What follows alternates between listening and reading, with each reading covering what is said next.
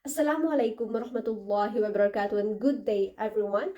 I am Alea Lopang Mahmoud, a third year nursing student at PSC College of Nursing, and today I will be discussing about hepatitis B as a part of our topic in infection, inflammatory, and immunity concept. So in this presentation, we will cover about the nature of this disease, it causes, the risk factor, the signs and symptoms, and of course, the most important thing, which is the management, will be focusing on the medical management, surgical management, and of course, the most important is which is the nursing management. And then after that, we will talk about the complication and its prevention, and of course, the reference is in the end.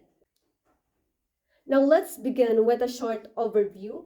Hepatitis B is an infectious viral disease that mainly affects the liver. So it can be acute or chronic depending on how long the infection lasts. So what makes hepatitis B important is that it can lead to a serious complications such as cirrhosis, liver failure, and of course, liver cancer. So in the Philippines, it remains a major health concern because it can easily spread through blood and body fluid and from mother to child during the birth. Okay, so remember this line: a healthy liver means a healthy life. So understanding the hepatitis B help us protect not only ourselves but also our community.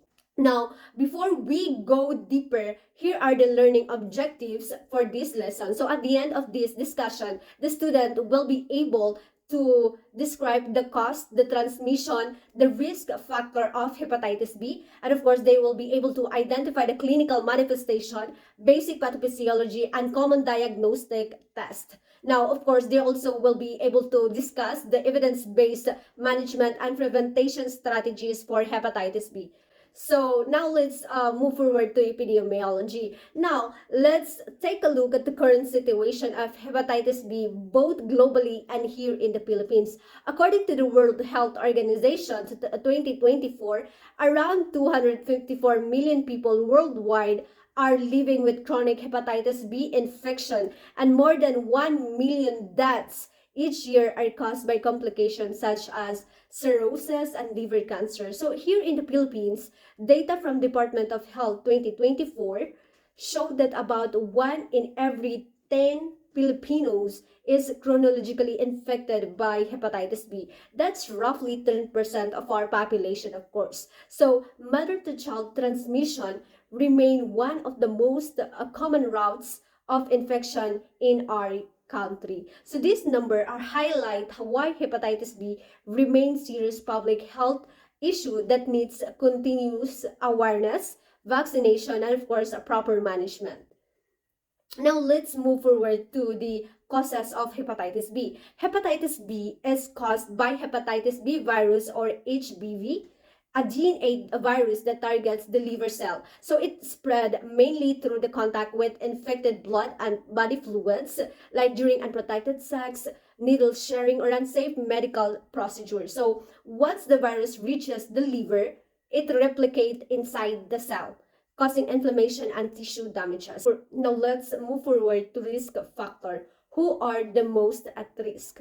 First, infants born to infected mothers. This is called vertical transmission. Next, the healthcare workers, especially those exposed to needle and blood.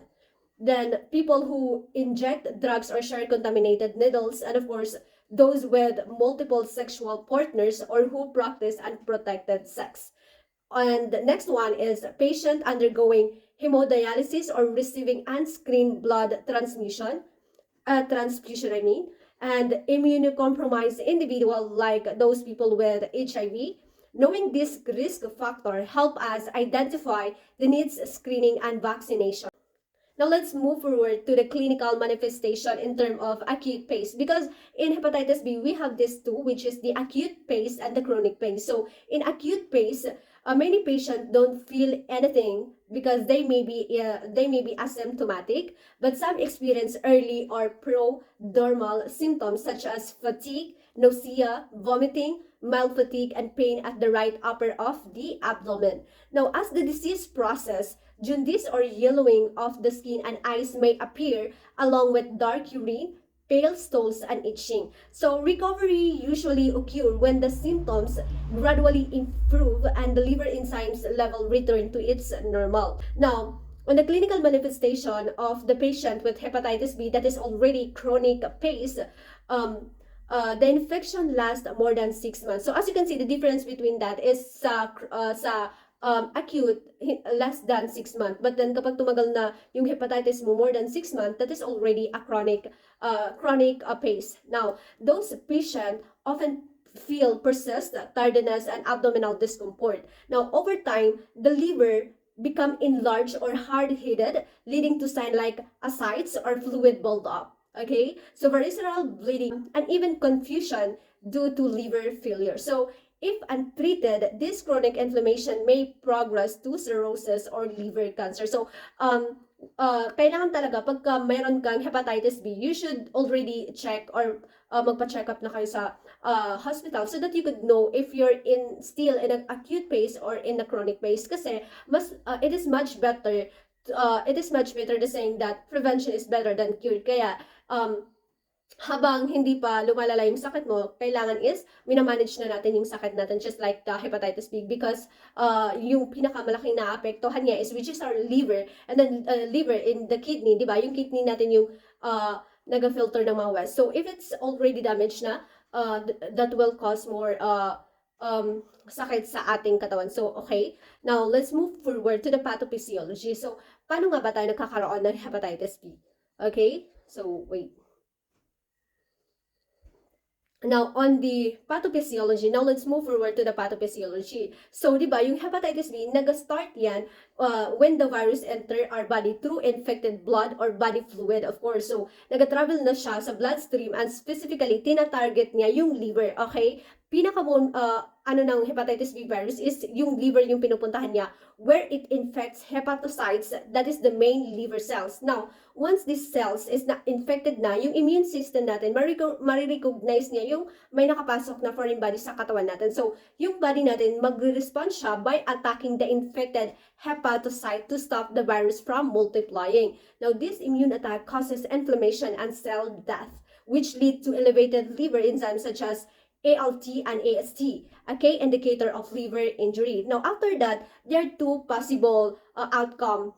First one, if yung immune system natin is strong enough to clear the virus, the infection resolve, and the liver can be regenerate and leading to fully recovery, magkaka-recover ka kung malakas yung immune system mo. But then, if yung infection lasts more than 6 months, it becomes chronic hepatitis B. So, continuous inflammation causes progress, fibrosis, where scar tissue replaces healthy liver tissue. So over time, this can lead to cirrhosis, which disrupt liver structure and function. So as the disease progresses, persistent liver cell damage can regenerate, increase the risk of genetic mutation, which may eventually lead to hepatocellular carcinoma, a serious form of liver cancer.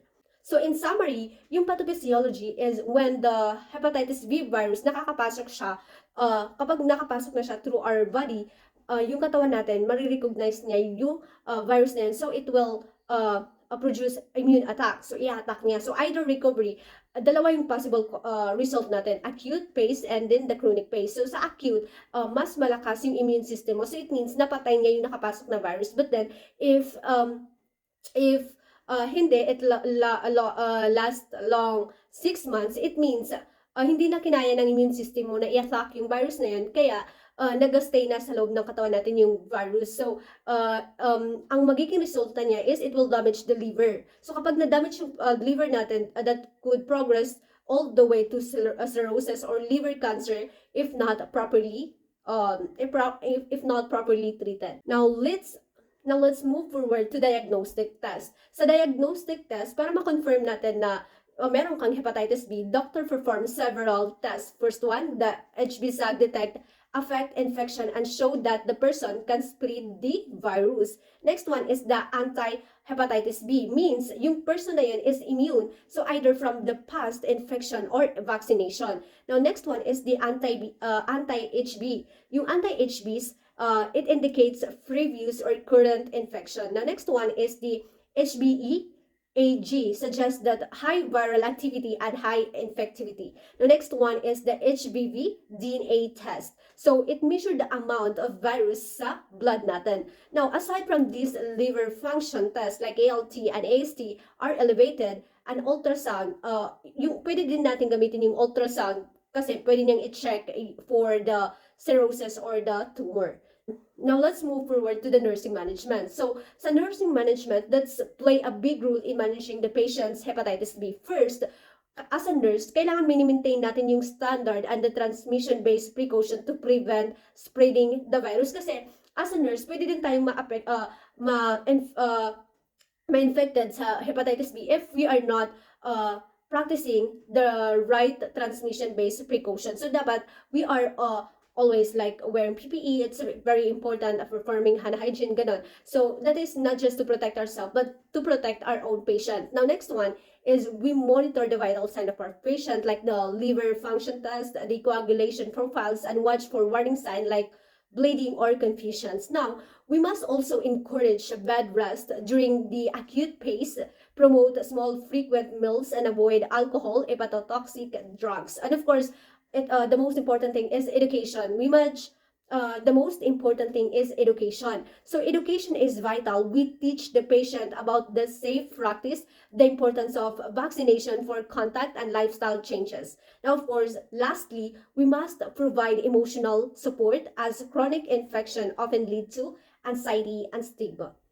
Now, let's move forward to the medical management. So, in medical management, for acute hepatitis B, treatment is mainly supportive since most healthy adult nakaka-recover naman sila on their own without taking medication. Kasi na acute phase, nawawala din siya because your immune system is strong. So, nalalabanan niya yung virus na yun. And then, for chronic hepatitis B naman, the goal natin is masuppress natin yung virus at para ma-prevent natin na mag-multiply pa sila and then magkaroon ng complication using the antiviral medication such as first, that is the tenofovir. Yung tenofovir kasi is pinipigilan niya na mag-multiply or mas dumami pa yung virus na nakapasok sa loob ng katawan mo. Next one na medication is the entecavir. Yung entecavir naman is nakakatulong pababain yung viral load at para protektahan yung liver natin. The next one is the interferon alpha. Yung interferon alpha naman is binuboost niya yung immune system natin na labanan yung virus na yun para mas maging malakas sila and then mapatayin nila yung virus. Next one is of course yung doctor, minomonitor niya yung, of course the doctor monitor the progress through reduce hepatitis B virus level, the normal liver enzymes, and evidence of seroconversion. Now, of course, let's move forward to the surgical management. So, surgical management naman in severe or advanced cases, surgery may be necessary. So, again, in surgery management, in severe or advanced cases, surgery may be necessary, kailangan. So, a TIPS procedure helps relieve complication from portal hypertension such as fluid buildup or varicella bleeding. So, for the end-stage liver disease or cancer, a liver transplant can save the life of our patient, of course. So, those are done only kapag yung mga surgical na nabanggit ko, that can be only used kapag yung medication, hindi na siya kinakaya ng medication. So, kailangan i-surgical na natin, of course. So, if hindi na kinakaya ng medical therapy natin, kailangan is agapan natin siya through the surgery.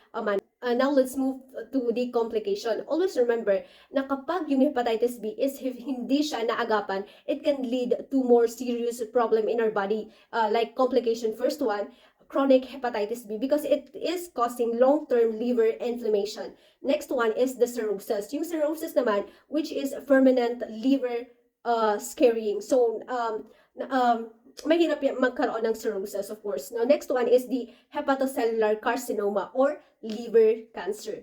Now, rarely, nagiging complication din ang fulminant liver failure. So, it can also extrahepatic condition like kidney or blood vessels inflammation. So the most concerning complication, however, is the ongoing transmission, especially to newborn and family members. Okay? So, paano ba natin maaagapan yung pagkakaroon ng hepatitis B? Hepatitis B, the best protection against hepatitis B is vaccination. Of course, we need to get vaccinated. Kasi vaccinated, you are not just protecting yourself, but you are also protecting others from that disease. Now, kasi yung vaccine is given in 3 doses. Bakit nga ba 3 doses? Yung first is within the 24 hours after birth, followed by 2 or more doses for the complete immunity.